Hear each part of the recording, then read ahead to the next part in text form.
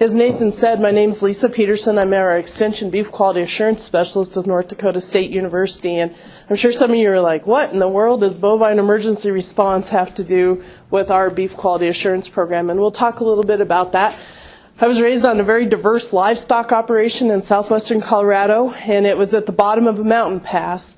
And my dad also hauled cattle, and that was my first, step into addressing semi-accidents that have livestock on them. And so I've known about these issues for a long time in my life. Ever since I was 7 years old, my dad rolled a semi off a dam grade with a load of cattle on it. I've known how to maybe address these, right, wrong, or otherwise, but I've known about addressing them. And so our plan of attack today is to talk about what BURP is and why this project. We'll talk about our BURP team, and I was sad to see Dr. Houston leave because she's one of our adjunct people on our team. We'll talk about our funding, what we've done, what we have to do, some other ideas, some implementation and challenges. So some of you, I think, maybe have heard about this. Who knows about our bovine emergency response plan? And you probably know about it because you've been on the conference calls and some of those other things, seen us talk about it, USAHA, and some of those things. So what is BURP? Well, it's a framework that local law enforcement, first responders, emergency managers, state veterinarians, those type of people can use to more appropriately address accidents involving cattle that are being transported. And what I really hope it provides is a way for us to think about these things before they happen. And the nice part about this is it's rigid enough to cover critical needs, but it's flexible enough to cover our local needs. So for those of you who don't know, North Dakota imports more livestock than any other state in the country. We import more hogs and more cattle through our ports than anywhere else from Canada. So our needs are probably a little bit different than the needs in Kentucky, for example, related to that rigid enough to get the things done that need to happen, but flexible enough to have some local needs that are in there. So why this project? Well, there's a lot of verbiage up here, but I'm going to tell you two stories that occurred in North Dakota. About 8 years ago, I was on campus. My office is off campus. I was on campus one day, and our swine extension specialist, who was a PhD candidate with us at the time, came into the break room in the animal science department, and we were playing cards at noon, and he said to our then extension vet, "Dr. Charlie, I thought you veterinarians cared about cattle." Charlie's like, "What in the world are you talking about?" And he said, "Yeah, I was going down I-29 yesterday. There's a load of Canadian cows. They were headed to slaughter, rolled over, and we could not get a veterinarian to come euthanize one of those cows." And Charlie's like, that's kind of a big problem. So in the accident report, it says, "Cow euthanized by axe by fireman." And I was like, okay, this is a bad problem, because that is not humane euthanasia. And anywhere else, probably other than rural North Dakota, that would be a media piece. And so that leads us into this animal activist interest in transport and consequently other issues. And so you have a victim, a villain, and the vindicator. Well, if you're an activist, who's the victim in these deals? Whatever's being transported, the livestock, right? And they've used this in the horse business. What was the first way to do in horse slaughter in this country? Ban the transportation of horses for slaughter. Who's the villain? Us bad guys in agriculture, right? And who's going to be the vindicator? Our activist. And so we've seen this. HSUS said in 2007, with other animals to be killed for food, cattle are not given any food, water, or protection from elements during the journey. We know that that's not true. But they use that every chance they can. And so poorly handled accidents are fuel for this fodder. The second thing that occurred in North Dakota was about 2 years after that. I had gotten a call from my fellow coworkers at a research extension center in the central part of the state.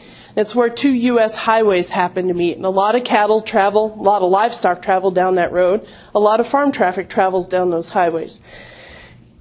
The call said that we were called yesterday to go to a semi-accident with, again, these were Canadian feeder cattle. And when they called us, they just said, "There's an accident with some cattle. Can you bring some panels in a trailer?" That is what the dispatcher told the people from my fellow research center. And they said, "Sure, we can do that." So they hitch up a bumper pull, about 4-horse trailer, and throw 6 panels on the side of it and go to this accident. They never told him that it was a semi-load of feeder calves. They never told him that it was a head-on accident and that both vehicles were on fire. They had no idea what they were walking into.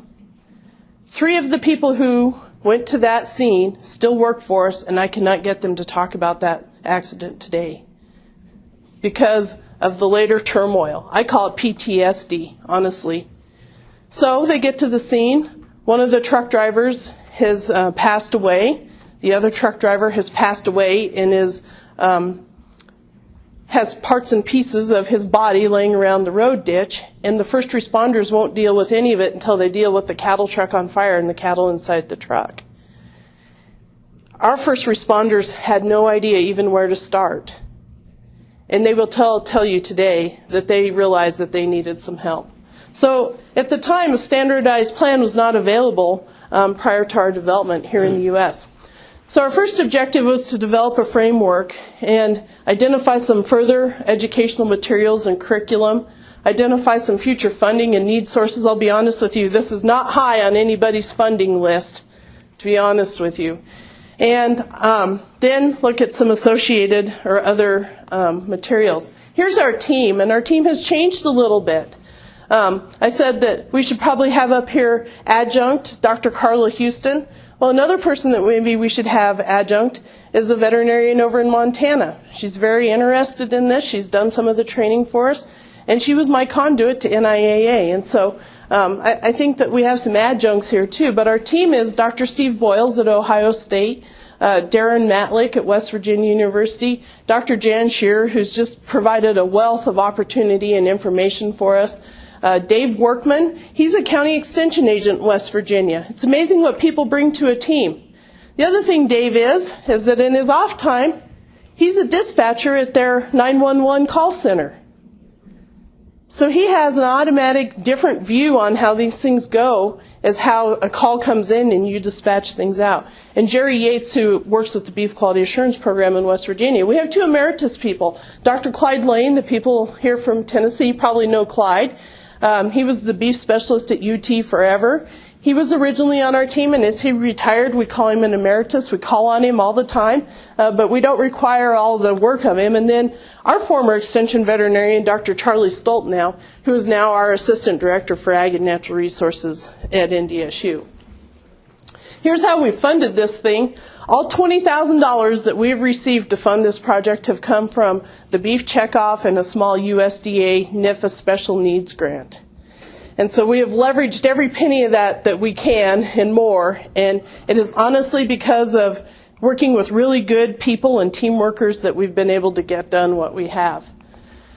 I do need to acknowledge the Ontario Canada Farm Animal Welfare Council. They had a base document that has worked well in Canada that we started from. We've added to it, we've amended it, we've poked things in, but they had a really nice base piece for us to start with. So here's what we've done. We developed a plan with 10 sections dedicated to a dispatcher decision tree. So when the call comes in and says there's a semi rolled over with feeder calves or just a cattle truck rolled over on I-94 east of Bismarck, the dispatcher has some decision tree questions that they can ask. So it would be the same questions that they would ask if there was a car accident, if there's a lady having a baby, and they can walk them through a framework of how to start the process. As emergency response arrival, especially at night, sirens and lights at night just aren't real great things for cattle. You know, they're already scared, and those just add more excitement.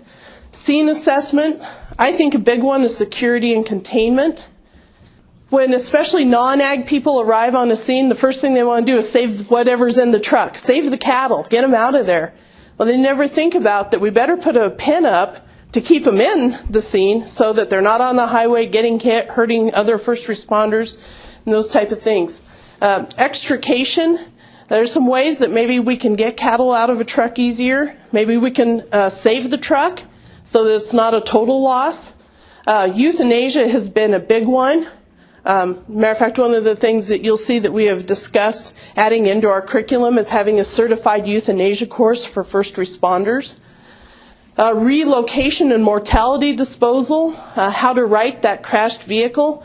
We always talk about you do not want to ride that crashed vehicle with mortalities or live cattle in it. Because if you've never been in a cattle pot, they're like a beer can on wheels. They're aluminum. And so if something's putting significant pressure against the side of them, for example, they're going to fall right through that side. It's going to come apart. And then debriefing.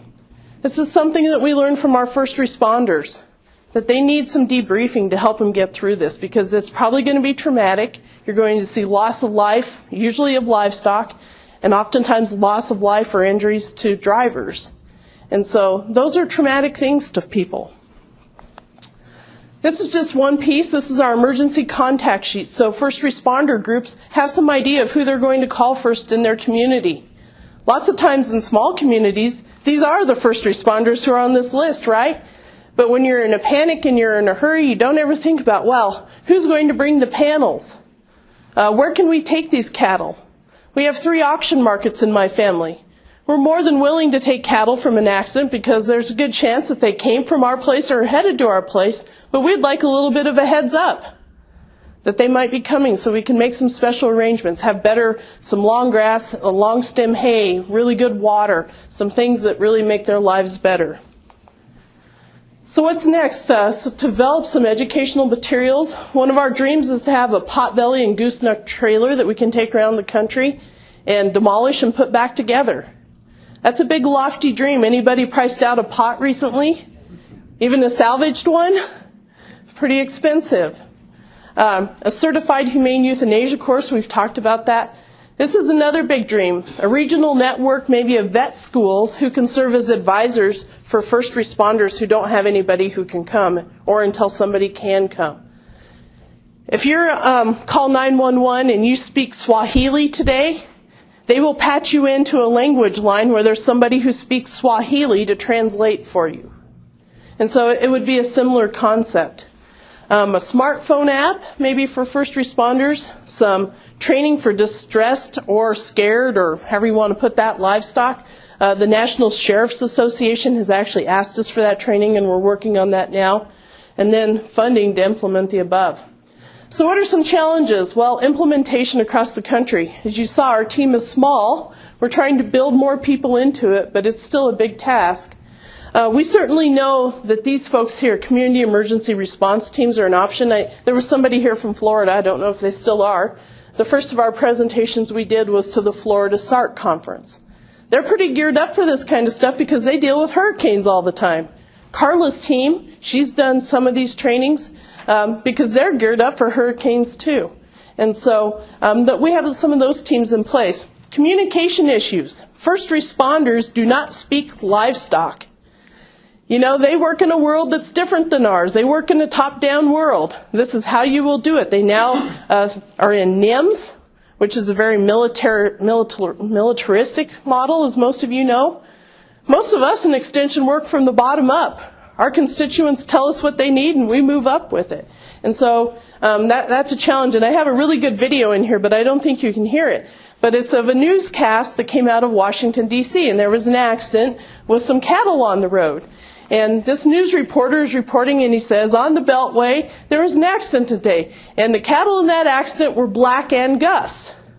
And he's reading along the script, you know. And the guy next to him says, are you sure that those weren't Black Angus cattle? And so that's some of our communication issues. How about some equipment and training for first responders in an urban setting? And then integration into NIMS. So, in summary, I think as you all understand, especially if you work in the regulatory veterinary medicine world, an accident scene is not the place to build your team. A little preparedness will go a long ways, and it certainly is the first defense. At any time you come upon a transport accident, don't be surprised at what you'll find. It was very interesting to me. We had a straight load trailer, ground load, straight load trailer, turnover not too far from our house. And we were called to be the first responders because we were the only family in 18 miles. We get there and my husband says, what do you think's in here? And I said, well, my guess is there's a four-wheeler, a couple of horses, and probably about 20 mama cows and some calves. He says, are you serious? I said, yeah, that'd be my guess. Well, that was pretty close to right. And so prepare for the worst and plan for the best. And this leads up to this. So what do you think rides in here? Slow racehorses most of the time, not as fast as we'd prefer. So these are my nephew's goat tying goats. In this very same trailer, we picked up 8 goats from somebody else on our way home from delivering bulls this weekend and brought them to the neighbor girls so they can start goat tying. Here's some calves that ride in this trailer. Here's some cows that ride in this trailer. Here's some saddle horses that are branding at our ranch that ride in this trailer. Here's a really slow saddle horse that rides in this trailer, but he's the most dependable. And you know what? Some fast racehorses ride in there sometimes too. But if you know nothing about the livestock business, and if this trailer hopefully is never in an accident, but if is, and you come upon the scene and you're a first responder, what's your first thought? There's going to be racehorses in here. 99% of the time that trailer hauls something other than racehorses. So responder safety and animal care and welfare are key themes that resonate from the time the call comes into the 911 until everybody goes home. We've had it happen close to home. And so I just encourage folks to not be the winner of Not My Job award, that to be prepared for these kind of things. So I sent out some brochures, has our contact information in here. If there's anything we can do, if you're interested in a training, let us know, and we'd be more than happy to work with you. So.